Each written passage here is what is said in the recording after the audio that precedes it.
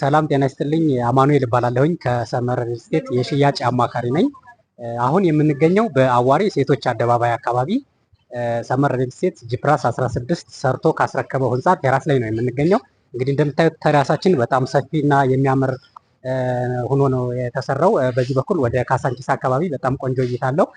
ከሱ በመቀጠል ደግሞ ወደ ቤተ መንግስት እና ግቢ ገብርኤል እንደምታዩት እጅግ በጣም ውብ የሆነ ቪው አለው።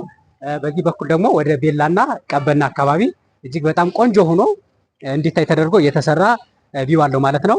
በዚህ በኩል ደግሞ ወደ ጫካ ፕሮጀክት እና ወደ አዲሱ ቤተመንግስት እጅግ በጣም ውብ ሆኖ በሚታይ መልኩ የተሰራ ነው ማለት ነው። በዚህ በኩል ደግሞ ወደ መገናኛ እንደምታዩት እጅግ በጣም ቆንጆ የሆነ ቪው ያለው ነው ማለት ነው።